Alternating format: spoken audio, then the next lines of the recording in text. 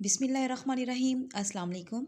आज मैं आपके साथ वाइट चिकन कौरमे की रेसिपी शेयर करने वाली हूँ। आप इसको स्मोकी वाइट चिकन कौरमा भी कह सकते हैं, क्योंकि इसमें मैंने कोयले से स्मोकी फ्लेवर भी चिकन में शामिल किया है।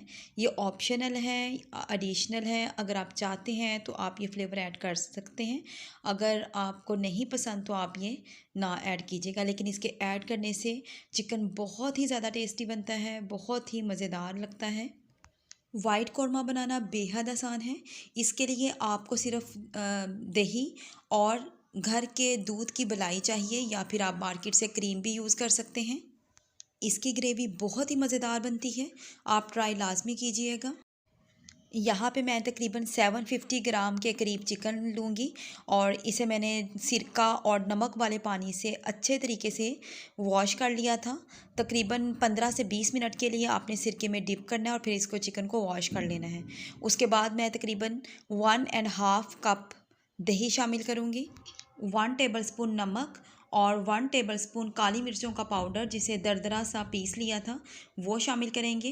काली मिर्चों को अगर आप तवे पे या फ्राई पैन पे भून कर अगर आप इसको कूट लेंगे मोटा मोटा सा या ग्राइंड कर लेंगे तो इनका टेस्ट और भी ज़्यादा बढ़ जाएगा। और इसके बाद हम चिकन को मैरिनेट कर लेंगे, और तकरीबन 30 मिनट के लिए हमने चिकन को मैरिनेट करके रख देना है। ग्रेवी बनाने के लिए मैंने लिए हैं 2 मीडियम साइज़ के प्याज, 10 से 12 लहसुन के जवे, थोड़ा सा अदरक, 3 से 4 हरी मिर्चें ले लें। थोड़े से बादाम लिए हैं जिनको अगर पानी में भिगो के रखेंगे तो इनका छिलका उतारना आसान हो जाएगा। और अगर आपके पास बादाम नहीं है तो आप इनकी जगह पे काजू भी यूज़ कर सकते हैं। काजू और बादाम दोनों से ही फ्लेवर बहुत ज़बरदस्त आता है, बहुत ही मज़े का चिकन बनता है। एक पैन में 3 टेबलस्पून कुकिंग ऑयल लिया है, 5 से 6 लौंग लिए हैं, एक बादियन का फूल, 2 सब्ज़ इलायचियाँ और 2 बड़ी इलायची जिनमें से सीड बाहर निकाल लिए हैं, और 2 तेज़ पत्ते जिनको तोड़ लिया है। इनको हम लो फ्लेम पर तकरीबन 2 मिनट के लिए फ्राई करेंगे। इस तरह इन मसालों का फ्लेवर ऑयल में शामिल हो जाएगा। और इसके बाद हम ये प्याज, लहसुन, अदरक और हरी मिर्चें शामिल करेंगे। बादाम अभी हम इसमें शामिल नहीं कर रहे। अब इन तमाम मसालों को हम तकरीबन 2 से 3 मिनट के लिए मज़ीद फ्राई करेंगे लो फ्लेम पर। जब प्याज का कलर हल्का सा चेंज हो जाएगा तो यानी ये ट्रांसपेरेंट हो जाएंगे, तो मैं इसमें 1.5 कप पानी का शामिल करूँगी। और इस तरह पानी शामिल करने के बाद मैं इसको कवर करूँगी, और कवर करके मैं इसको गला लूँगी ताकि प्याज, लहसुन, हरी मिर्चें और दूसरे मसाले जो हैं वो सॉफ़्ट हो जाएं। और उसके बाद हम इन तमाम चीज़ों को ग्राइंड कर लेंगे। तो अभी मैंने तकरीबन 1.5 कप पानी के शामिल किए हैं। इनको कवर करने से पहले मैं बादाम शामिल कर दूंगी।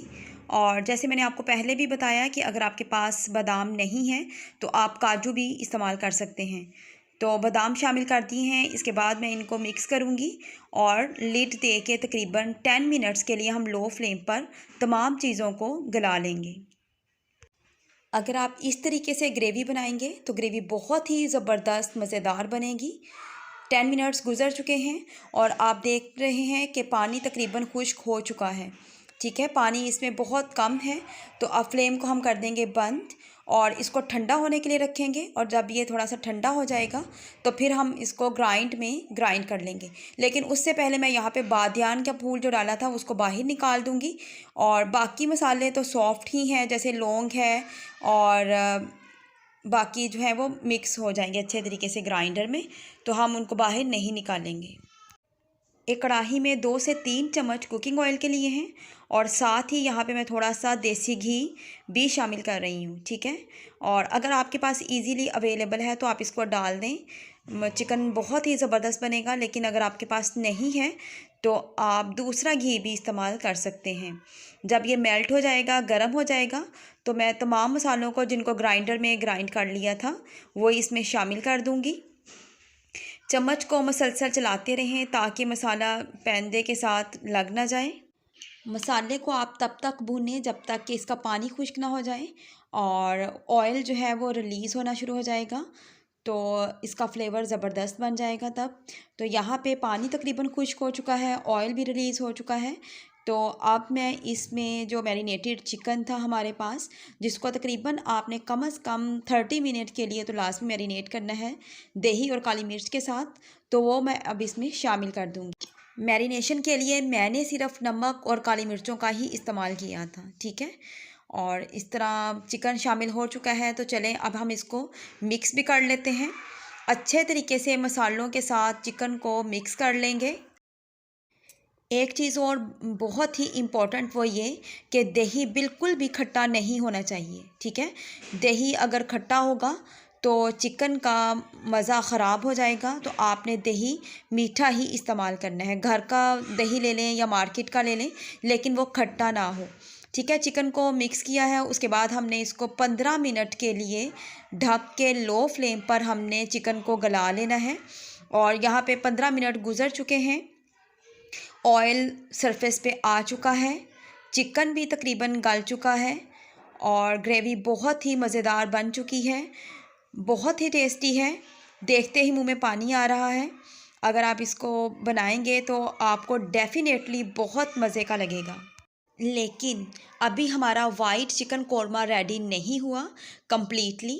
ابھی اس کو ہم لگائیں گے 2 سے 3 چمچ کریم کا تڑکا، اور آپ بازار کی کریم یوز کر سکتے ہیں، یا پھر گھر میں اگر دودھ کی بلائی ہے تو آپ وہ بھی ڈال سکتے ہیں، ٹھیک ہے۔ ہم نے بلائی شامل کی ہے 2 سے 3 چمچ، اور اس کے بعد اس کو مکس کیا ہے۔ مکس کرنے کے بعد میں یہاں پہ 2 ہری مرچیں شامل کروں گی، جن کو سینٹر سے کاٹ لیا ہے، اور مزید ہم اس کو 2 سے 3 منٹ کے لیے کور کریں گے، اور لو فلیم پر ہم اس کو ڈھکیں گے۔ اور اس کے بعد یہاں پہ میں نے ایلومینیم فوائل کا پیس لے لیا ہے، اور کوئلہ لے لیا ہے۔ کوئلہ کو میں نے سلگا لیا تھا، اور یہ اچھے طریقے سے سلگ چکا ہے۔ اب میں اس کے اوپر ڈال رہی ہوں 1 ٹیبل اسپون کوکنگ آئل کے ڈالتے ہی آپ نے فوراً سے ڈھکن کو دے دینا ہے، تاکہ اس کا جو دھواں ہے وہ باہر نہ نکلے، ٹھیک ہے۔ دھوئیں کا فلیور جو ہے وہ چکن میں شامل ہو جائے گا، اور تقریباً آپ نے 4 سے 5 منٹ کے لیے کور کر دینا ہے۔ اس کے بعد آپ کوئلہ ایلومینیم فوائل باہر نکال لیں، اور گریوی کو مکس کر لیں۔ ہمارا مزیدار سا وائٹ چکن قورمہ تیار ہے۔ بہت ہی مزیدار زبردست ریسیپی ہے، ٹرائی لازمی کیجیے گا۔ اور گریوی تو ایسی ہے کہ دیکھتے ہی آپ کے منہ میں پانی آ جائے گا۔ بہت ہی دانے دار، شاندار، مزیدار، زبردست ٹیسٹ ہے اس کا۔ اس ریسیپی میں ہم نے صرف نمک اور کالی مرچوں کا استعمال کیا ہے، نہ تو ہم نے ہلدی ڈالی ہے اور نہ ہی لال مرچ پاؤڈر، تو یہ ہیلدی بھی ہے اور ٹیسٹی بھی ہے۔